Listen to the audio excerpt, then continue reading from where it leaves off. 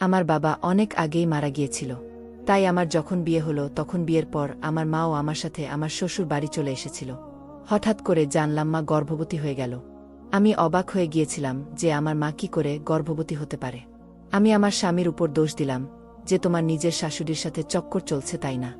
আমার কথা শুনে আমার মা আর আমার স্বামী বাড়ি ছেড়ে চলে গেল। আমার মা যখন বাচ্চা জন্ম দিল তখন শ্বশুর এমন একটা কথা বলল যে আমার প্রাণ বেরিয়ে গিয়েছিল। মাঝে মধ্যে এমন কিছু দুর্ঘটনা হয় যে মানুষ না মানতে চাইলেও মানতে হয়, আর যন্ত্রণা সহ্য করা ছাড়া কিছুই পাওয়া যায় না তখন। আর এই যন্ত্রণা যদি নিজেরই কোনো পরিবারের সদস্য থেকে পাওয়া যায় তাহলে দুঃখ আর যন্ত্রণা অনেক বেশি হতে লাগে। আমার ভাগ্য আমার সাথে এমন খেলা খেলেছিল যে আমি নিজেও তা বুঝতে পারিনি। আমি আমার জীবনে এরকমটা কখনো ভাবিনি যে আমার সাথে এতটা খারাপ কিছু হতে পারে বা আমার জীবনে কখনো এরকম সময় আসতে পারে। আমি খুব শান্তির সাথে জীবনযাপন করছিলাম। হঠাৎ করেই সবকিছু যেন শেষ হয়ে গেল। আমার ঘরে এক ঝড় আসলো যা সবকিছু উড়িয়ে নিয়ে চলে গেল, যেটাকে আমি অতি যত্নে সামলে রেখেছিলাম। আমার সমস্ত খুশিকে আগুন লাগিয়ে দিয়ে গেল। আর এই দুর্ঘটনা তখন হলো যখন আমার বিয়ে হলো আর আমার বাবা মারা গিয়েছিল। আমার যখন বিয়ে হলো তখন মা আমার সাথে আমার স্বামীর বাড়ি চলে আসে। আর এই ব্যাপারটা আমার খারাপ লাগেনি, কারণ যদি আমার সাথে আমার মা না আসতো তাহলে সে একা হয়ে যেত। এজন্য আমার অনেক বলার পর আমার মা আমার কাছে থাকতে লাগলো। আর শ্বশুরবাড়ির লোকজনেরও এই ব্যাপারে কোনো রকম সমস্যা হয়নি। তারাও আমার কথায় রাজি হয়ে যায়। আর এইভাবে আমার মা আমার কাছে চিরজীবনের জন্য চলে আসে বা কিছুদিনের জন্য, এটা একমাত্র আল্লাহই জানত যে কি হতে চলেছে।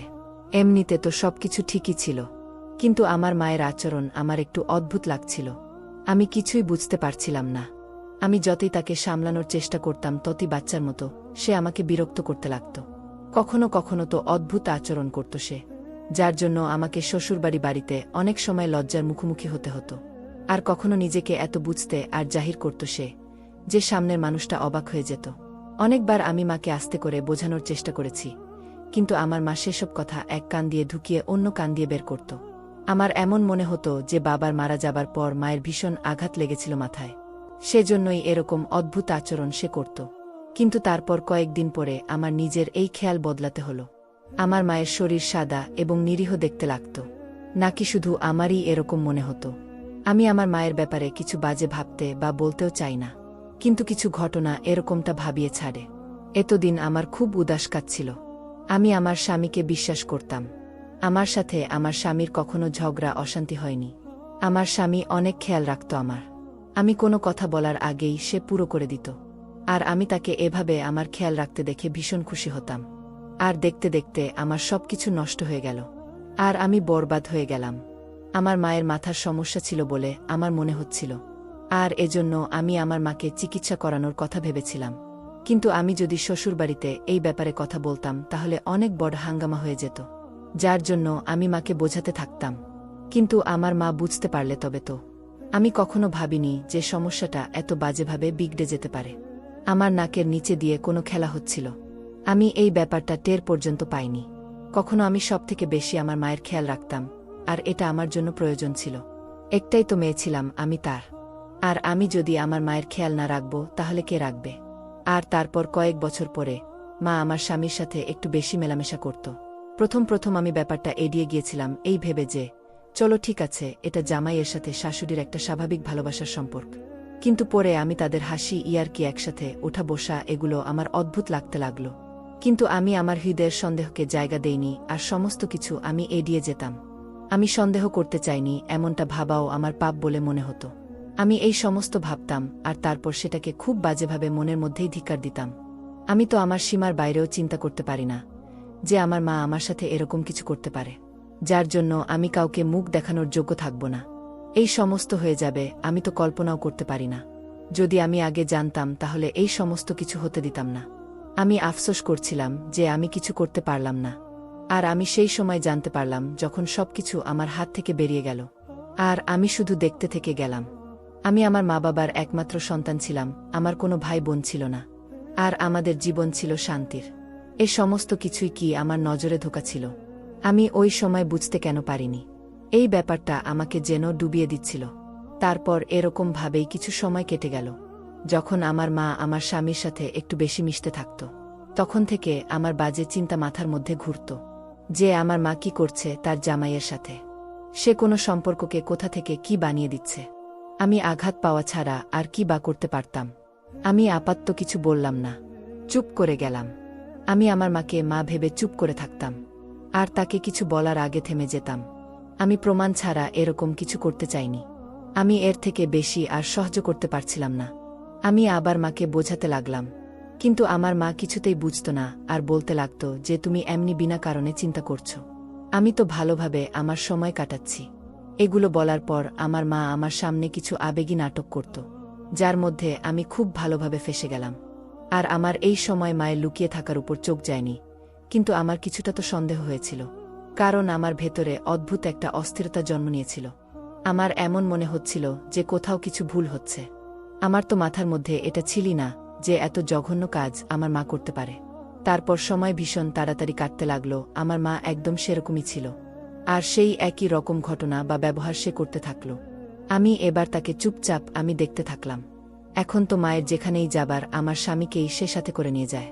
আমি এ পরিবর্তন দেখে অবাক হয়ে গিয়েছিলাম যে এটাই কি আমার কপালে হবার ছিল। আর তারপর কিছুদিন পরে মায়ের বাড়ি থেকে বেরনোর ব্যাপারটা খুব বেড়ে গিয়েছিল। প্রায় প্রতি একদিন দুদিন বাদে প্রায় দিনই মা বাইরে গিয়ে ঘুরে আসত। আমি জিজ্ঞাসা করলে সে বলতো আমি অমুকের বাড়ি গিয়েছিলাম দেখা করতে। কখনো এটাও বলতো যে কাউকে দেখতে গিয়েছিলাম। আমি অবাক হয়ে যেতাম দেখে যে এখন এরকম কোনো সম্পর্ক তৈরি হয়ে গেল না তো, যার ব্যাপারে আমি জানি না পর্যন্ত। আর বাবার সামনে যার কখনো কোনো কথা পর্যন্ত ওঠেনি, এখন হঠাৎ করে এদের কথা কিভাবে মনে পড়ে গেল। আমার মা বদলে যাচ্ছিল, আর এগুলো তার বাহানা ছিল মাত্র। আমার মনে তাই অস্থিরতা কাজ করছিল। একইভাবে আমি এবার জানতে চাইছিলাম যে ব্যাপারটা আসলে কি, কেননা মা আমার থেকে কিছু একটা লুকাচ্ছিল। আর এটা তো আমি জানতে পেরে গিয়েছিলাম তার ঘাবড়ে যাওয়া দেখে। যখন আমি তাকে জিজ্ঞাসা করতাম, সব সময় সে একটু ঘাবড়ে যেত। আমি এবার সুযোগ খুঁজেছিলাম। কিছুটা আমি জানতে পেরেছিলাম, আর তারপর আমার মায়ের প্রতিদিন আমার স্বামীর সাথে ঘোরা হাসি মজা করা এসব বেড়ে গিয়েছিল।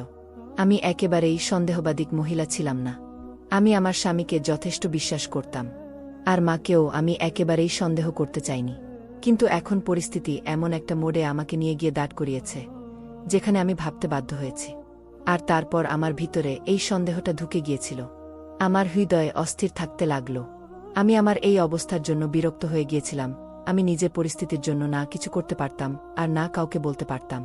শ্বশুরবাড়ির সবাই মায়ের আচরণ দেখছিল, আর কতবার যে আমার শাশুড়ি আস্তে করে আমাকে বলেছে যে নিজের মায়ের উপর নজর রাখো, এই লক্ষণগুলো ঠিক নেয়। নিজের স্বামীকে কাবু করা শেখো, না হলে পস্তাতে হবে। আর আমি অবাক হয়ে তাকে দেখতেই থেকে যেতাম, আর ভাবতাম যে সে কি বলে চলে গেল। আমি তার উপর ভীষণ রেগে গেলাম, কিন্তু আমি নিজের রাগকে নিয়ন্ত্রণ করলাম, আর সন্দেহতে ডুবে গেলাম। তাকে যদি বলতাম, ও তাহলে কি বা বলতাম, যখন কিনা আমার মায়ের অদ্ভুত আচরণ আমার সামনেই ছিল।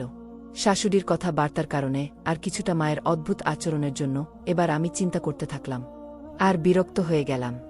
আর দিনের পর দিন আমার রাগ বাড়তে লাগল। স্বামীর সাথে আমি বেশ কয়েকবার ঝগড়া করতে থাকতাম। আর কিছুদিন পরে যখন আমি সকালবেলা উঠলাম, ঘুমিয়ে আমার মাথা ভীষণ ভারী ভারী থাকতে লাগল, আর আমার মাথায় যন্ত্রণা হতে লাগল। আমি অবাক হয়ে গেলাম যে এরকমটা কেন হচ্ছে। রাতে যখন আমি ঘুমানোর জন্য শুয়েছিলাম, হঠাৎ করেই ভীষণ গভীর ঘুম এসে গেল, আর ঘুমও এমন বাজেভাবে আসলো যে আমি বলতে পারি না। এরপর আমি বুঝতে পারলাম যে কিছু একটা তো অদ্ভুত হচ্ছে, যেটা আমি জানি না, আর যেটা আমি জানতে চাইছিলাম। পরের দিন আমি যখন শুয়ে উঠলাম, সব সময়ের মতো আমার মাথা যন্ত্রণা করতে লাগলো। তাই আমি বসে বসে আমার মাথা টিপছিলাম, আর ঠিক তখন আমার নজর সামনে টেবিলের উপর পড়ল। তার উপর কিছু অদ্ভুত জিনিস লেগেছিল। আমি যখন হাত দিয়ে দেখলাম, তখন আমার ওষুধের মতো কিছু একটা মনে হলো। এবার তো আমি খুব চালাক হয়ে গিয়েছিলাম। আমি রাতে যখনই জলের গ্লাস ভরে রাখি, তখন আরও একটা গ্লাস রাখি, যাতে আমি রাত্রিবেলা বুঝতে পারি যে কে এরকমটা করে। আর তারপর আমি বেশ কয়েকবার রাতের বেলা আমার স্বামীকে উঠতে দেখলাম, আর যেতে দেখলাম। আমার সন্দেহ এবার সত্যিতে পরিণত হচ্ছিল। আমি নিজের দেখার উপরেও বিশ্বাস করতে পারছিলাম না। আর তারপর একদিন রাতে মাকে আমি নিজের ঘরে আসতে দেখলাম, আর গ্লাসের ভেতর কিছু মেশাতে দেখলাম। আমি ঘুমিয়ে যাবার নাটক করছিলাম যাতে আমি মায়ের কাণ্ড কারখানা দেখতে পাই। মা আরাম করে গ্লাস হাতে নিয়ে তার ভেতর কিছু মেশালো। যেভাবে আস্তে আস্তে পা টিপে টিপে সে এসেছিল, সেরকমই সে চলেও গেল।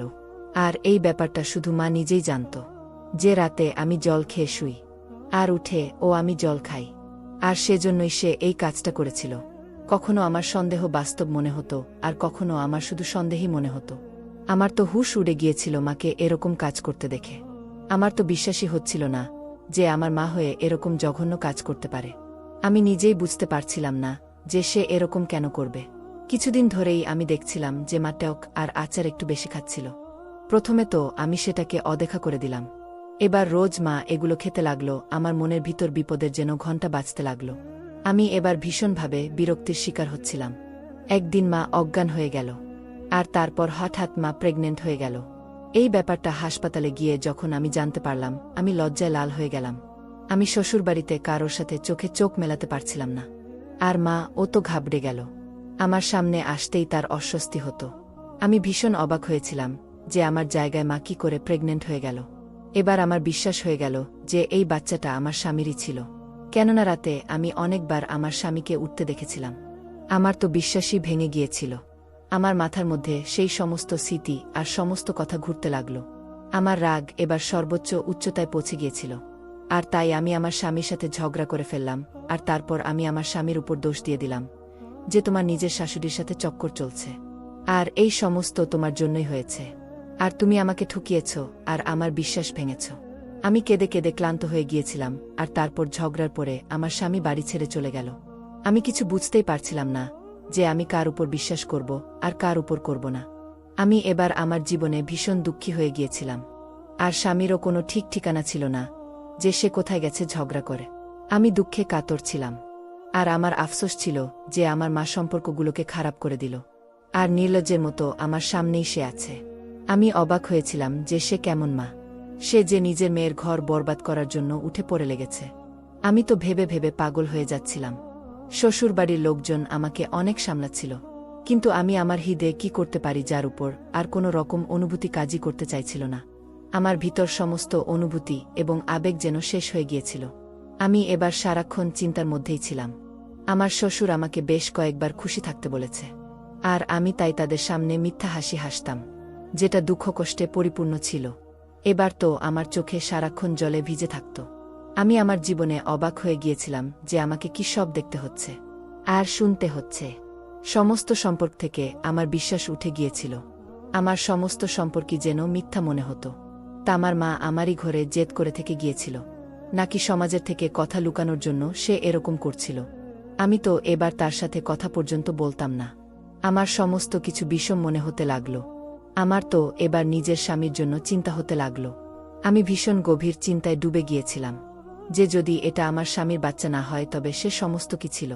আমার মায়ের আর স্বামীর একসাথে ওঠা বসা হাসি, ইয়ার্কি, আর তারপর রাতে একসাথে হাঁটতে যাওয়া, এ সমস্ত ভেবে ভেবে আমার তো মাথা ব্যথা হতে লাগল। যতই আমি ভাবতে লাগলাম ততই যেন ঘটনাগুলো সব আরও এলোমেলো হতে লাগল। আমার এবারে নিজের উপর রাগ হচ্ছিল, কেননা আমি আমার স্বামীর উপর দোষ দিয়ে ফেলেছি। আর এবার তো সে বাড়ি ছেড়ে চলে গেছে। আর এরকম করতে করতে কয়েক মাস কেটে গেল। আর তারপর আমার মা বাচ্চা জন্ম দিল। তখন আমার শ্বশুর এমন একটা কথা বলল যেটা শুনে আমার হৃদয় বেরিয়ে যাবার মতো অবস্থা হলো। আমার শ্বশুরের বক্তব্য ছিল এই বাচ্চাটি তার ছেলের বাচ্চা নয়। আমি তাকে অবাক হয়ে দেখতে লাগলাম। তখন সে বলে উঠল, বৌমা অপেক্ষা করো, সমস্ত সত্যি তোমার সামনে আসবে। আমি তার কথা শুনে অবাক হয়ে দাঁড়িয়ে রইলাম যে শ্বশুর কি বলছে আর কোনো সত্যি কথা সে উল্লেখ করছে। আমার আর কি দেখতে বা শুনতে বাকি আছে? আমার মধ্যে আর কোনো কিছু সহ্য করার মতো ক্ষমতা ছিল না। আমি আর কোনো রকম আঘাত সহ্য করার মতো অবস্থায় ছিলাম না। আমি প্রতিটা রাত কেঁদে কেঁদে কাটাচ্ছিলাম। আমার চোখ কান্নার কারণে ফুলে থাকত সবসময়। আমি আল্লাহর কাছে প্রার্থনা করতাম যে আর কিছু এরকম আমাকে দেখিও না যেটা আমার আয়ত্তের বাইরে। আমি অনেক অশান্তির মধ্যে ছিলাম। আমার শান্তি শেষ হয়ে গিয়েছিল। বরং এটা বলা ভালো যে আমার মনের শান্তি ধ্বংস হয়ে গিয়েছিল। হয়তো আমার খুশিতে কারোর নজর লেগে গিয়েছিল। এবার মা প্রতিদিন আমার কাছে এসে কিছু বলতে চাইছিল, কিন্তু আমি তার সাথে কোনো কথা বলতেই চাইতাম না। আমার চোখের উপর সন্দেহের যে পট্টি বাঁধা হয়ে গিয়েছিল তা আমাকে আর কিছু দেখতে দিত না। আমার নিজেকে কখনো মনে হচ্ছিল যে আমি যেন পাগল হয়ে যাচ্ছি। আমার শরীর আস্তে আস্তে খারাপ হতে লাগল। আমি এবার অসুস্থ থাকতে লেগেছিলাম। আমার শ্বশুর আমাকে কখনো সান্ত্বনা দিতেন, কখনো বা সাহস বাড়াতেন। আমি অনেকবার আমার শ্বশুরকে এই কথাটা জিজ্ঞাসা করেছিলাম, কিন্তু তিনি কথাটা বারবার এড়িয়ে যেতেন আর বলতেন যে উনার ছেলে মানে আমার স্বামী তাড়াতাড়ি ফেরত চলে আসবে। আমি তার কথায় বিশ্বাস করে নিয়েছিলাম। যখন উনি এতবার আমাকে বলছেন তো আমাকে তার কথা মানতেই হলো। আর তারপর একদিন আমার স্বামী হঠাৎ করে ফিরে আসলো। কিন্তু আমার সাহস হলো না যে আমি তার সাথে কথা বলতে পারি বা তাকে কিছু জিজ্ঞাসা করতে পারি। আমার একটু লজ্জা লাগছিল, কিন্তু আমি এখনও সন্দেহের মধ্যে ডুবেছিলাম। আমি জানতাম না যে আমার সামনে কি সত্যি আসতে চলেছে। আমাকে এবার বিভিন্ন রকম সমস্যা ঘিরে ধরেছিল। শ্বশুর আর স্বামী একদম চুপচাপ হয়ে গিয়েছিলেন। আর তারপর একদিন হঠাৎ সত্যি বলে দিলেন, যেটা শুনে আমার পায়ের তলার মাটি সরে গেল। আমি তো ভীষণভাবে আঘাত পেয়েছিলাম। আমার স্বামী তখন আমার সামনে ছিল এবং আমায় সে হাসপাতালে নিয়ে গিয়েছিল। আমার অবস্থা খুবই খারাপ হয়ে গিয়েছিল। তারপরেও আল্লাহর কৃপায় আবার জ্ঞান ফিরল। আর তারপর আমি আবার চুপচাপই থাকতে লাগলাম। আমার আফসোস হচ্ছিল যে আমি আমার মা বলতে আমি যাকে চিনি সে কিনা আমার জীবনটাকেই নষ্ট করে দিয়েছিল। আর ওই মহিলার জন্য আমি আমার স্বামীকে সন্দেহ করেছিলাম, যার কোনো দোষী ছিল না। সে তো এমনিতেই আমার মায়ের সঙ্গে সম্মানজনক ব্যবহারই করত, যেটা আমার সন্দেহের জন্য আমি বুঝতেই পারিনি। আমি এবার থেকে লজ্জার মধ্যে ডুবে যাচ্ছিলাম। আমার মায়ের সত্যিটা জানার পর আমি ভাবতেও পারি না যে আমার মা এরকম হবে। কেউ এত বাজে হয় বা এত বাজে ব্যবহার করে। মা শুধু নিজের কথাটাই ভেবেছিল আর এত জঘন্য কাজ করেছিল। এই মহিলা আমার মা হওয়ার যোগ্যই ছিল না। আর আমি বুদ্ধিহীন ও বোকামো করেই মরে গেলাম। আমার তো সেই দিন থেকেই চোখ খুলে রাখা উচিত ছিল। আমার তো ইচ্ছা হচ্ছিল যে ওই মহিলার কিছু ক্ষতি করে দেই, যে কিনা নাম মাত্র আমার মা, যার মধ্যে মায়ের কোনো গুণই ছিল না। আমার শ্বশুর আমাকে যে সত্যিটা বললেন সেটা জানার পর আমার তো কোথাও পালিয়ে গিয়ে লুকিয়ে পড়ার ইচ্ছে হচ্ছিল, কারণ সত্যিটা আমাকে ভীষণ কষ্ট দিয়েছিল। আমার মা আমার বাবাকে বিষ দিয়ে মেরে দিয়েছিল আর তারপর লুকিয়ে গিয়েছিল আর অন্য কাউকে বিয়ে করেছিল। আর তার কারণেই আমার মা প্রেগনেন্ট হয়েছে। মা রাতে আমাকে আর আমার স্বামীকে ঘুমের ওষুধ খাইয়ে দিত, যাতে তার রহস্য কেউ না জানতে পারে, আর সে বাইরে গেলে কেউ যাতে তাকে দেখতে না পায়, আর তার কাজ সে খুব সহজেই করতে পারে। এত বড় ধোঁকা, এত অন্যায়, এই সমস্ত সত্যি আমার প্রাণ বের করার জন্য যথেষ্ট ছিল। এদিকে আমার সামনে সে এরকম সাধারণ আর নিরীহ হয়ে ঘুরত। আমার তো সেই দিনটার কথা মনে পড়ছিল, যেদিন আমার মা এই নাটকটা রচনা করেছিল। আমার বাবার মৃত্যুতে দুঃখী হবার নাটক করা, তারপর আমার বিয়ে তাড়াতাড়ি করিয়ে দেওয়া, আর তারপর আমার সাথেই আমার শ্বশুর বাড়িতে এসে থাকা। সবকিছু আমার মনে পড়ছিল। কি করে আমার মা আমার সাহায্য নিয়েছিল। আর আমি বুঝতেই পারিনি যে আমার মা রোজ দৌড়ে দৌড়ে ঘরের বাইরে কেন যেত, আর আমাকে কেন মিথ্যা বলতো। আমার নজরে তো সে একেবারে নিচে নেমে গিয়েছিল, কেননা সে আমার মানসম্মান নষ্ট করেছিল। সে আমার মাথার উপর থেকে আমার বাবাকে ছিনিয়ে নিয়েছে। আমি এবার তাকে কখনোই ক্ষমা করব না। সে এমনিতেই ক্ষমার যোগ্যই না। আমার ব্যবহার তার সাথে যথেষ্ট শক্ত হয়ে গিয়েছিল। আর একদিন আমি তাকে বলে দিলাম যে তার সত্যিটা আমি জেনে গিয়েছি। আমার এই কথা শুনে তার মুখের রং উড়ে গেল, আর সে পুরোপুরি ঘাবড়ে গেল আর বাজেভাবে ঘামতে থাকল। আমি তাকে দেখতেও চাইছিলাম না, যার জন্য আমি তাকে যেতে বলে দিলাম। কিন্তু পরে সে আমার থেকে ক্ষমা চাইল। এখন তো সে আমার চোখে চোখ মেলানোর ও যোগ্য নয়। ভালো হোক আমার শ্বশুরের, যিনি আমার অজান্তেই আমার মায়ের পেছনে গোয়েন্দাগিরি করা শুরু করেন আর সত্যিটা সবার সামনে নিয়ে আসেন। যদি এই সত্যিটা আমার সামনে না আসতো তাহলে আমি সন্দেহ করতে করতেই মারা যেতাম আর আমার স্বামীকেই দোষী ভাবতাম। আমার শ্বশুর তার ছেলেকে কোনো কিছুই জিজ্ঞাসা করেননি। আমি আমার স্বামীর চোখের সাথে চোখ মেলাতে পারছিলাম না। আর তারপর একদিন আমি আমার করা কৃতকর্মের জন্য তার থেকে ক্ষমা চাইলাম। আমার স্বামীকে ধন্যবাদ, সে আমাকে ক্ষমা করে দিয়েছিল। আমার স্বামী আমার সমস্যা আর আমার অবস্থার কথা ভালোভাবেই জানত, সেজন্যই সে আমাকে ক্ষমা করে দিয়েছিল। আর আমার সে খেয়াল রাখতে লাগল যেমন আগে রাখত। আমার অসুস্থতা তাকে যথেষ্ট চিন্তার মধ্যে ফেলে দিয়েছিল, যার জন্য সে আমার ভীষণ খেয়াল রাখতে লাগল। আমার শ্বশুর স্বামী আমাকে বুঝিয়েছিলেন যে কোনো কিছু ব্যবস্থা নিলে মায়ের বিরুদ্ধে অনেক বদনাম হবে, বরং তোমার মাকে দুনিয়ার মার খেতে দাও। সেজন্য আমি আমার মাকে বাড়ি থেকে বের করে দিলাম আর তাকে বললাম যে এবার তুমি তোমার দ্বিতীয় স্বামীর সাথেই থাকো, আমাদের জীবনে আর বিষ গুলে দিও না। এবার আমি আমার সিদ্ধান্ত আল্লাহর উপর ছেড়ে দিয়েছিলাম। উনি অনেক ভালোমত, ওর প্রতিশোধ নিতে পারবেন। এখন আমার মাকে দুনিয়ার কাছে অপমানিত হতে হয়েছে। আমি বিশ্বাস করতাম সন্দেহ ভীষণ বাজে আর বড় অসুখ। সন্দেহ সমস্ত কিছু খেয়ে ফেলে আর জীবনে মানুষ শুধুমাত্র অঙ্ক মেলাতেই থেকে যায়। আমার চোখে বাধা সন্দেহের পথ খুলে গিয়েছিল। সন্দেহ সম্পর্ককে দুর্বল করে দেয় আর গোড়া পর্যন্ত পৌঁছে সম্পর্ক খারাপ করে দেয়। এরকম অসুখ থেকে বাঁচা উচিত, আর বিনা প্রমাণে কারোর উপরে দোষ দেওয়া উচিত না। যে কাজ আমি করেছিলাম তার জন্য আমি হৃদয় থেকে লজ্জিত ছিলাম। আর এবার পরিবারের ভালোবাসা আর মনোযোগের কারণে আমি স্বাস্থ্যবতী হয়ে উঠলাম। যার মধ্যে সবথেকে বেশি হাত ছিল আমার স্বামীর। আমার স্বামী আমাকে বলেছিল যে সে রাতের বেলা উঠে শ্বশুরকে দেখতে যেত, কেননা আমার শ্বশুরের ডায়াবেটিস রোগ ছিল। রাতে তার ডায়াবেটিস লো হয়ে যেত। আমার তো নিজের উপর রাগ হচ্ছিল আর লজ্জা পাচ্ছিলাম। আমি আবার তাই আমার স্বামীর থেকে ক্ষমা চাইলাম। আমি যত্নবান এবং বুঝদার স্বামী পাওয়া ভাগ্যের ব্যাপার, আর আমি এ ব্যাপারে সৌভাগ্যবতী। আর এবার আমি আমার বাচ্চাদেরকে নিয়ে খুব ভালোভাবে শান্তির জীবনযাপন করতে লাগলাম। গল্পটি যদি আপনাদের ভালো লেগে থাকে তাহলে লাইক, কমেন্ট, শেয়ার ও সাবস্ক্রাইব করে পাশেই থাকবেন। ধন্যবাদ সবাইকে গল্পটা শোনার জন্য।